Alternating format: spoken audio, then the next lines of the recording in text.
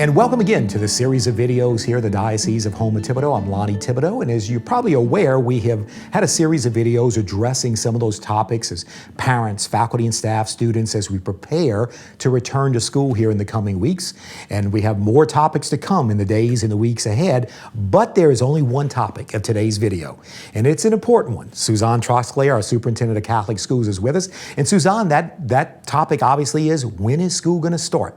And I think that is very important on the minds of everyone. So let's address it right now. When is it going to start? But lead us to what was the guidance and how do we receive the information that led us to the decision that we've made?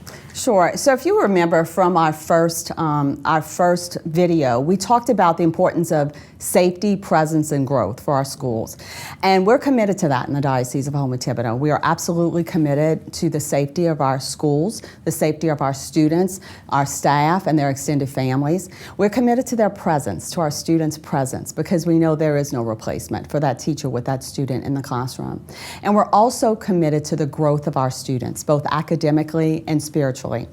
So taking all of the guidance in the last few weeks into consideration, including our medical guidance, watching those numbers every day that we have reported to us from our Louisiana Department of Health and from our national authorities, knowing the policies that were approved by BESE, the Board of Elementary and Secondary Education, last week, that affects our schools as approved non-public schools in our state.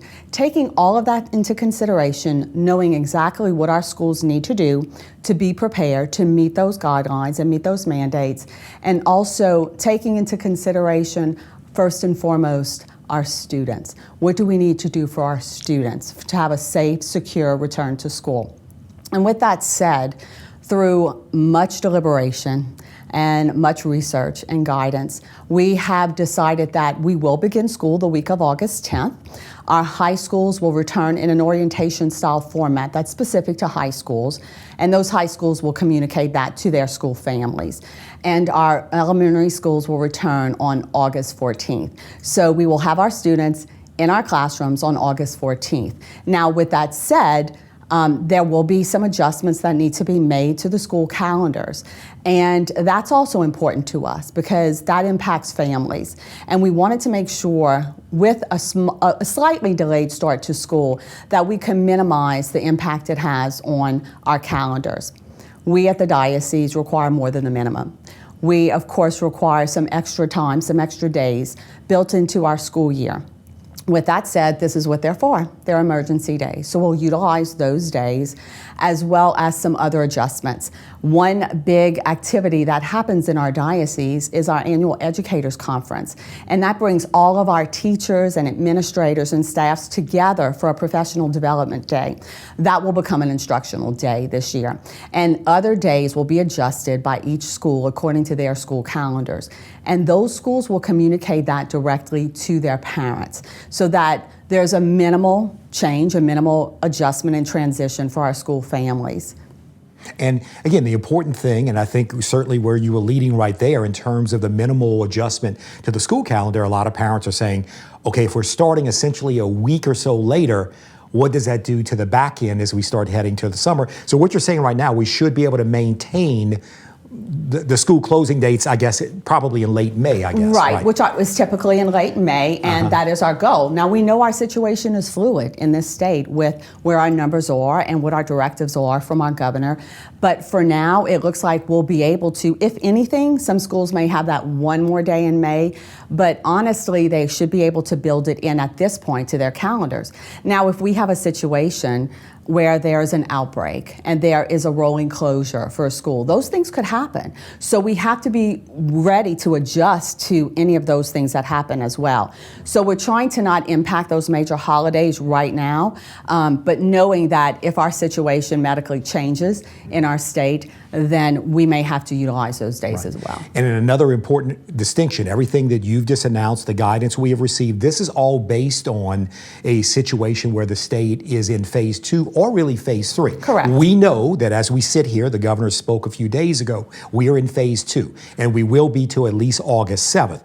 We could be in a different phase the week that school starts, but we simply don't know that. So the point is, everything you're announcing is based on phase 2 or phase 3, correct? That's correct, because the change for us in the classroom in phase 3 is moving to larger sizes. So that could affect, for instance, if one class is attending Mass Live and it's being live streamed to the other classrooms, that's a possibility of 2 classes being able to attend Mass Live and live streaming to the other classrooms. So it's not a big shift for us in terms of moving from phase 2 to phase 3. Although, of course, if we went backwards and moved to phase 1 in the state, that's an adjustment for everyone, because that restricts our group size a lot. So that would put us into a situation that may be a hybrid situation, and that's in our school's plans that they'll be releasing today. So again, we want to thank Suzanne Troxclair for joining us, our Superintendent of Catholic Schools. Again, a couple of reminders as we leave you. Our next video in the series is coming up actually tomorrow, in which we're going to talk about some very important topics. What about water?